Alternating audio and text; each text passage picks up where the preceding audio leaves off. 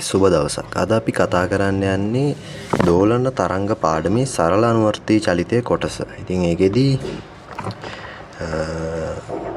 පළවෙනි ප්‍රශ්නේ විදිහට තියෙන්නේ විස්ථාපන කාල ප්‍රස්ථාරයක් ඇසුරින් වගන්ති 3ක් දීලා තිනවා. ඒ වගන්ති වලින් සත්‍ය වගන්ති මොනවද කියලා තමයි අපිට තෝරන්න තියෙන්නේ. ඉතින් එතකොට පළවෙනි වගන්ති විදිහට දීලා තියෙනවා T2 සහ T4 හිදී ප්‍රවේගයේ දිශා වෙනස් වෙයි කියලා. ප්‍රවේගයේ දිශා වෙනස් වෙනවා කියලා. ඒකට ඒ වගන්ති අපි හරිද කියලා බලමු. ඒකට අපි සරල රූප සටහන මගින් ගමු. මේ අවලම්බ බට්ටෙක් කියලා ගත්තොත් මුලින්ම අවලම්බ බට්ටා මෙහෙට යනවා. ඊට පස්සේ මාය අනිත් පැත්තට යනවා. ආය විස්ථාපනය. මේ අවලම්බ බට්ටාගේ ආවර්තයක්.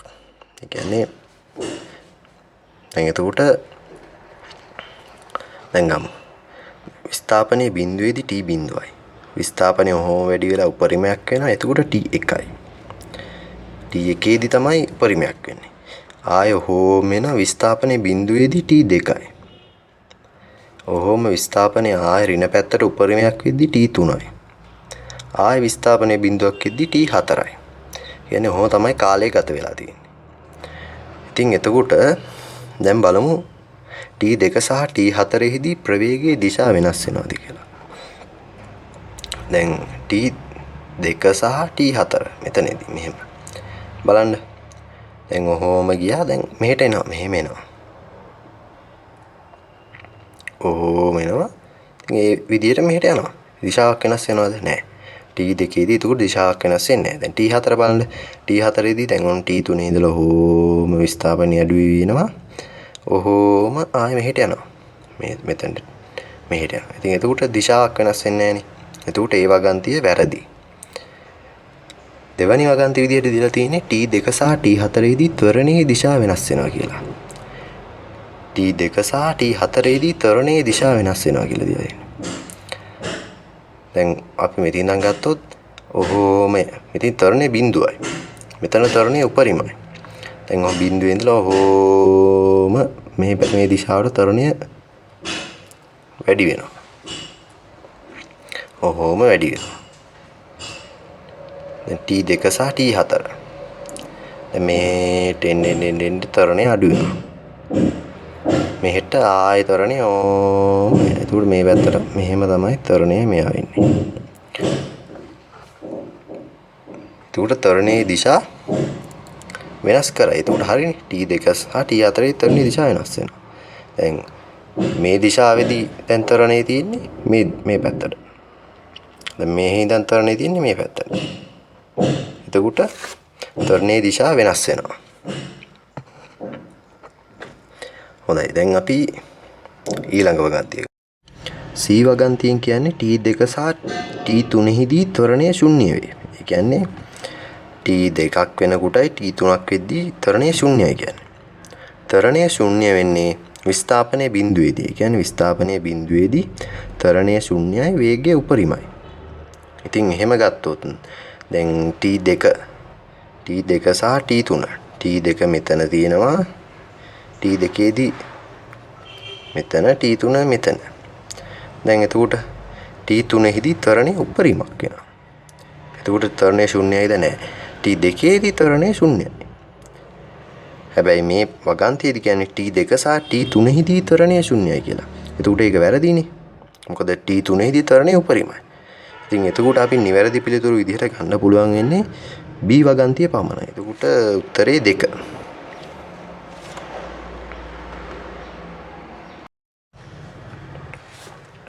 හොඳයි. දෙවැනි ප්‍රශ්නය. රික්තකය තුල දෝලණය වන සරල අවලම්බයක ආවර්ත කාලය රඳා පවතින්නේ. සරල අවලම්බයක ආවර්ත කාලය අපි සමීකරණය ගත්තොත් T = 2 L බෙදීම G. සමීකරණය මේක තමයි. දැන් එතකොට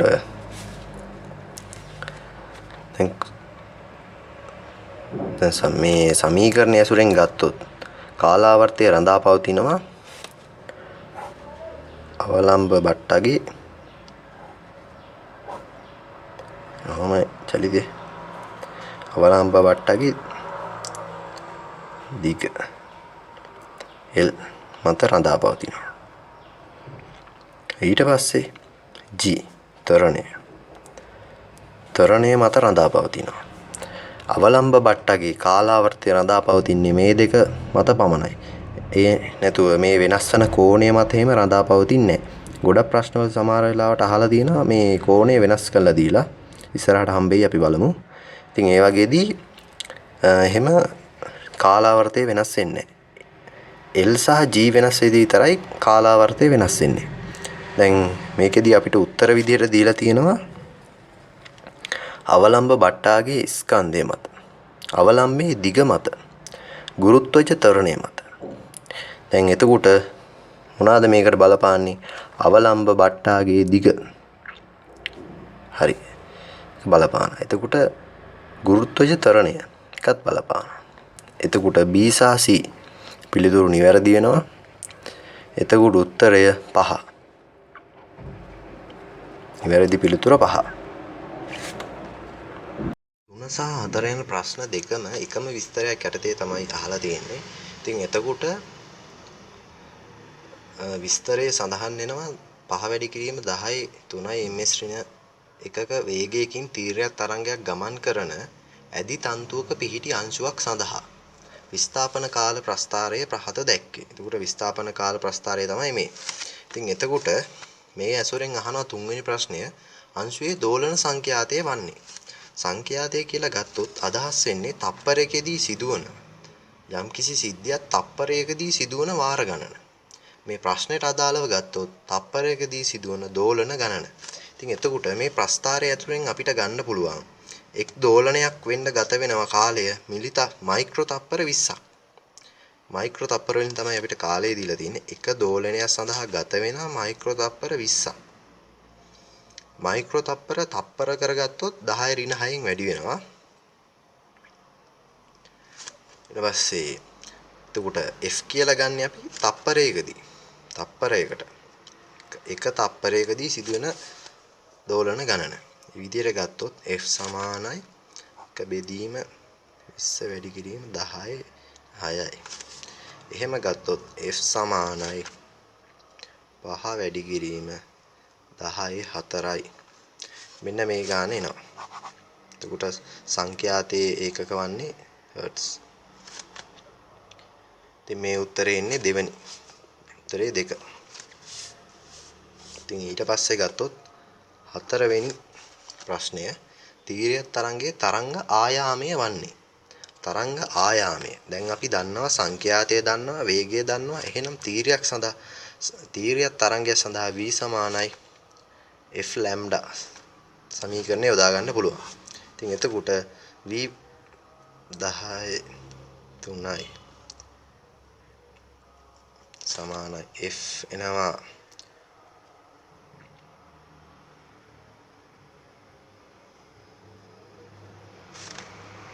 එතකොට ලැම්ඩා තමයි අපි හොයන්න ඕනේ. ලැම්ඩා තමයි හොයන්න ඕනේ.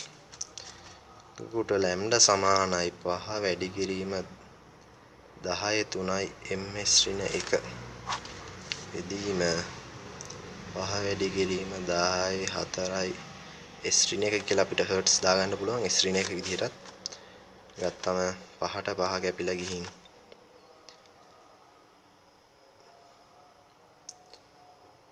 0.1යි මීටර් විදිහට එනවා. එහෙම උත්තරයක් තියනවාද බලමු. මීටර් 0.1යි කියන්නේ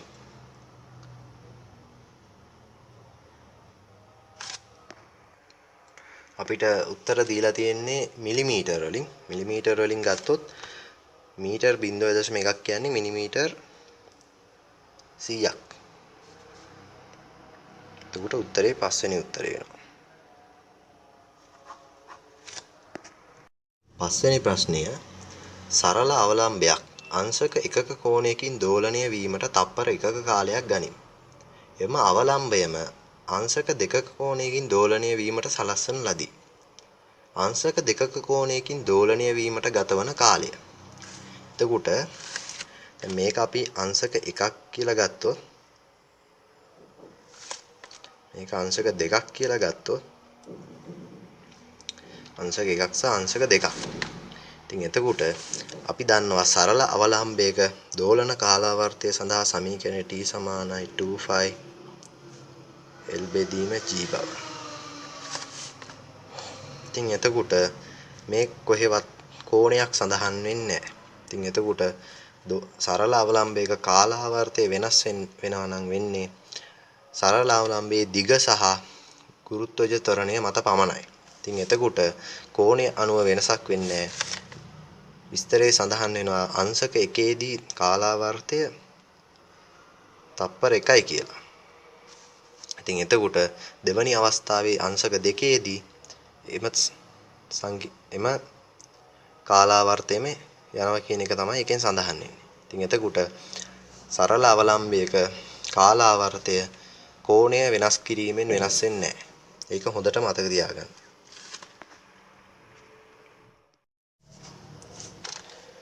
හයවෙනි ප්‍රශ්නේ සඳහන් වෙන්නේ සරල අනුවර්තී චලිතයක් සිදු කරන වස්තුවක ත්වරණය සහ එම සමතුලිතතා පිහිටුමේ සිට විස්ථාපනයේ අතර ඇති සම්බන්ධතාව ඉතාමත් හොඳින් නිරූපණය කරනු ලබන්නේ පහත සඳහන් කුමන වක්‍රයෙන්ද? ඉතින් එතකොට අපි දන්නවා සරල අනුවර්තී චලිතය සඳහා සමීකරණයක් A සමානයි ඍණ ඔමේගා වර්ගයේ x විදිහට. ඉතින් එතකොට ඍණ අනුක්‍රමණයක් වෙන විදිහට තමයි මේ ප්‍රස්ථාරය එන්න ඕනේ. ඉතින් එතකොට y සමානයි mx ආකාරයේ ප්‍රස්ථාරයක් තමයි එන්නේ.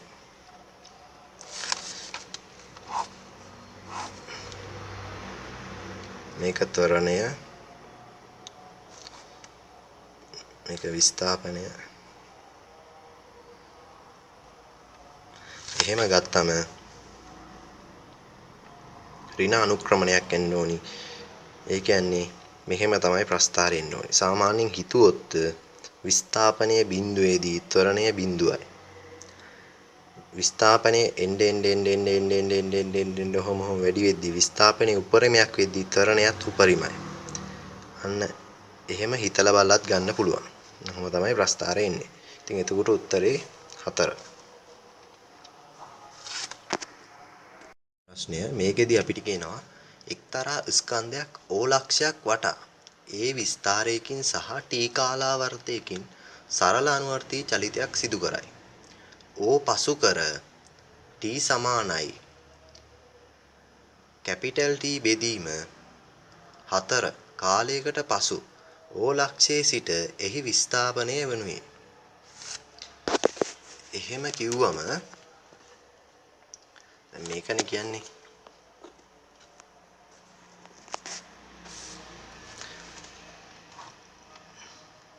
වස්තුවක් සරල අනුවර්තී චලිතයේ සිදු කරනවලු.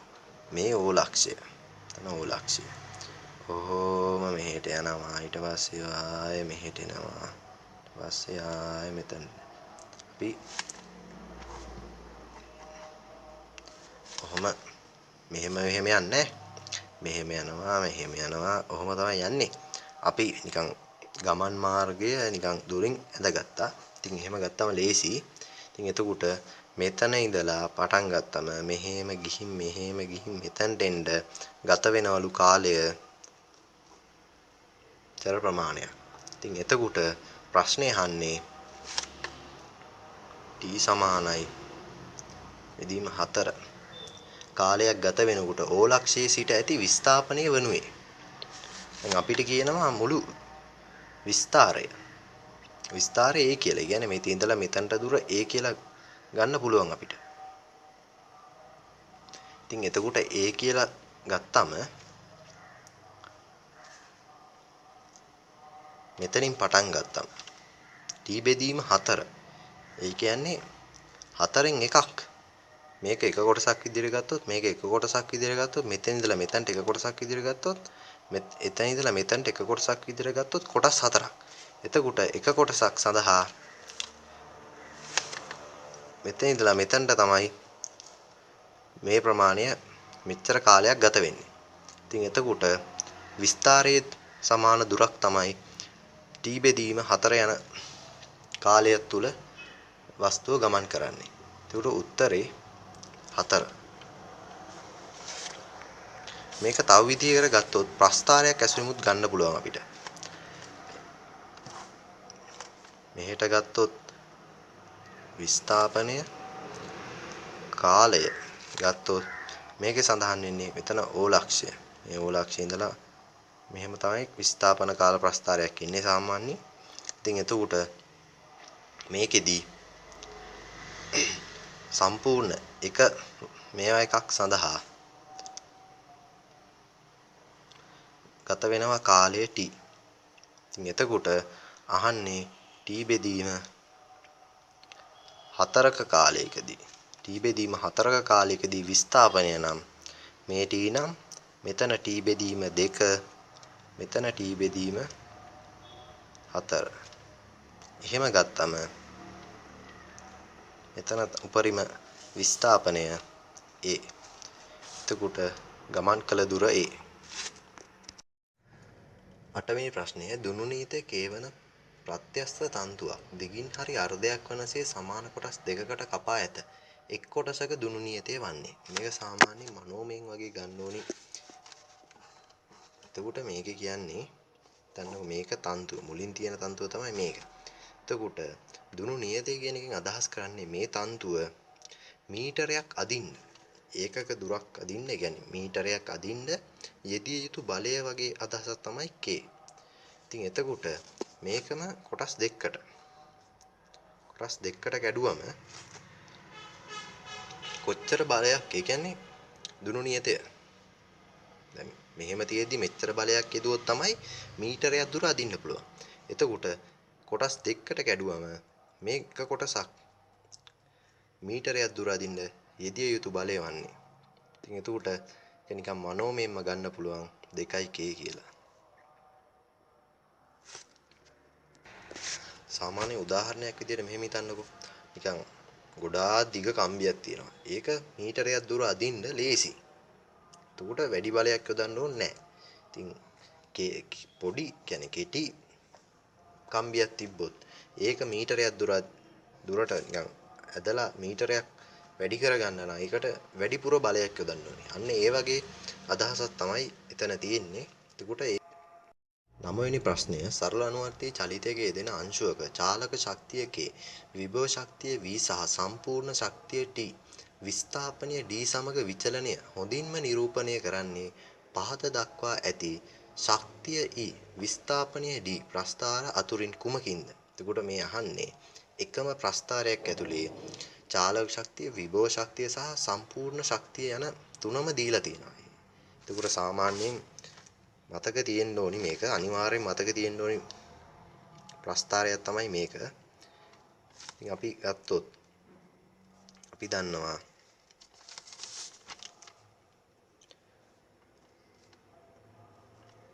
මධ්‍ය ලක්ෂය, අන්ත ලක්ෂය.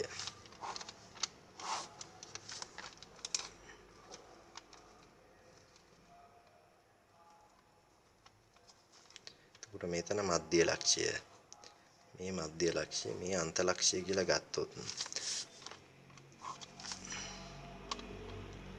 දන්නා වේගය, ත්වරණය. මධ්‍ය ලක්ෂයේදී වේගය උපරිමයි. අන්ත ලක්ෂයේදී වේගය බිඳුවයි. ත්වරණය මධ්‍ය ලක්ෂයේදී බිඳුවයි, වේගය ත්වරණය අන්ත ලක්ෂයේදී උපරිමයි. එතකොට දැන් මෙතන තියෙන එක මෙහෙම ගිහින් ඉන්නකො.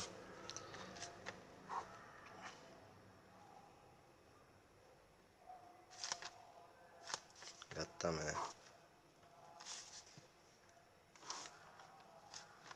මේක E කියලා ගත්තොත්, මේක විස්ථාපනයේ විදිහට ගත්තොත් D විස්ථාපනය, මේක ශක්තිය. ඔහොම ගත්තොත් මධ්‍ය ලක්ෂයේදී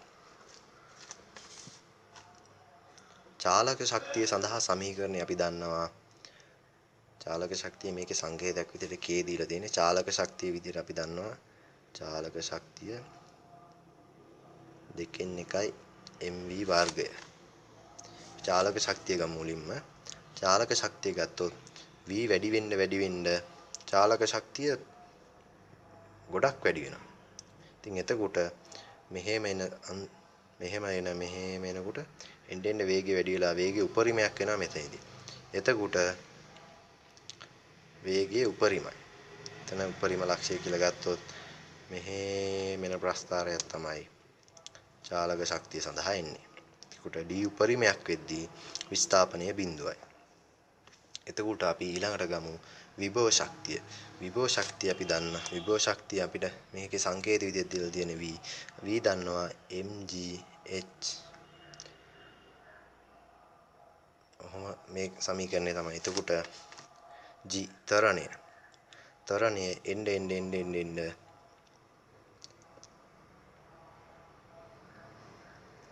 අපි දන්නවා H එන්න විස්ථාපන උපරිමයක් වෙද්දී H වැඩි වෙනවා. එතකොට විභව ශක්තියත් වැඩි වෙනවා. ඉතින් එතකොට සමීකරණය එන්නේ ඔන්න ඔහොම. ඉතින් එතකොට මේ ප්‍රස්ථාර දෙකේම එකතුව ගත්තොත් මෙන්න මෙහෙම. ඉතින් එතකොට මේ ප්‍රස්ථාර කියන්නේ චාලක ශක්තිය සහ විභව ශක්තිය දෙකේ එකතුව තමයි මුළු ශක්තිය විදියට මෙන්න මෙහෙම එන්නේ. ඉතින් මේ ශක්ති දෙකේ එකතුව තමයි මේ. ඉතින් එතකොට මේ ප්‍රස්ථාරයේ තියෙන්නේ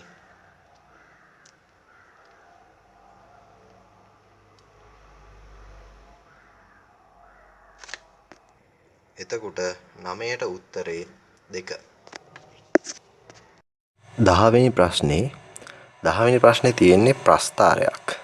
විස්ථාපන කාල ප්‍රස්ථාරයක් දීලා තියෙනවා. ඒ ඇසුරින් ශක්තිය හා කාලය අතර ප්‍රස්ථාරය මොකක්ද කියලා තමයි අහන්නේ. ඉතින් එතකොට විස්ථාපන කාල ප්‍රස්ථාරය මෙන්න මේ විදිහට තියෙනවා.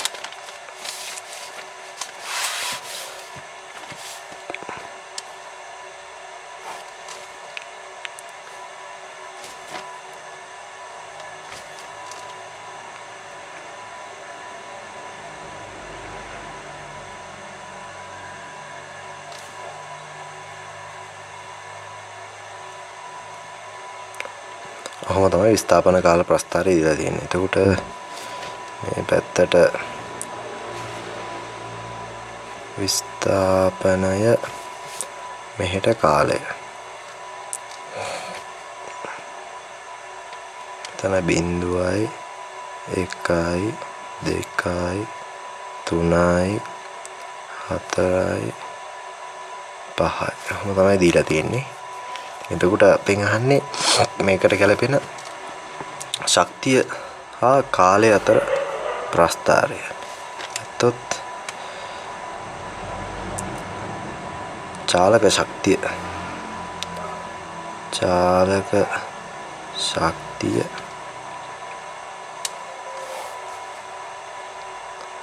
කාලය. චාලක ශක්තිය කියන්නේ චාලක ශක්තිය සමානයි 2 mv වර්ගය.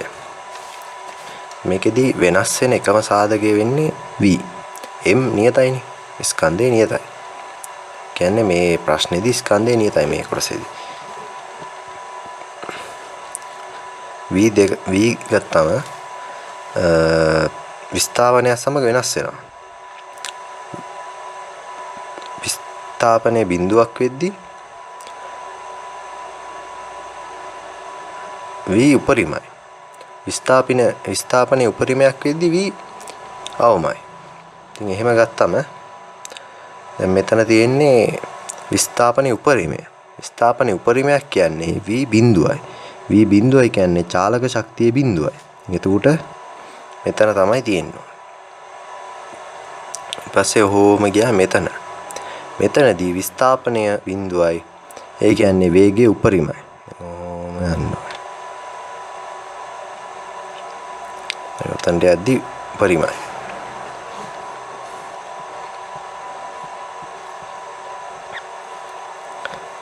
ඊට පස්සේ මෙතන ඉඳලා ඔහොම මෙතනට විස්ථාපනයේ උපරිම. ඒ කියන්නේ චාලක ශක්තිය බිඳුව.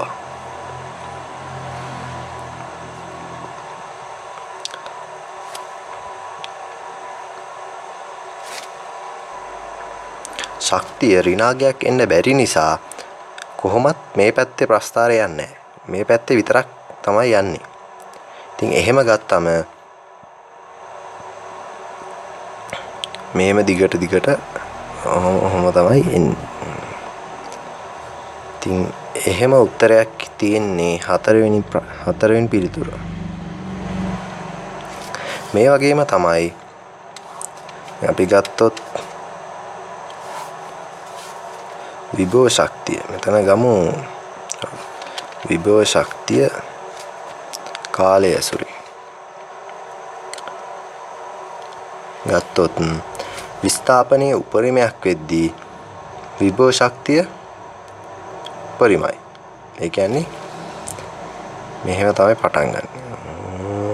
විස්ථාපනයේ බිඳුවර වෙද්දී විභව ශක්තිය බිඳුවයි.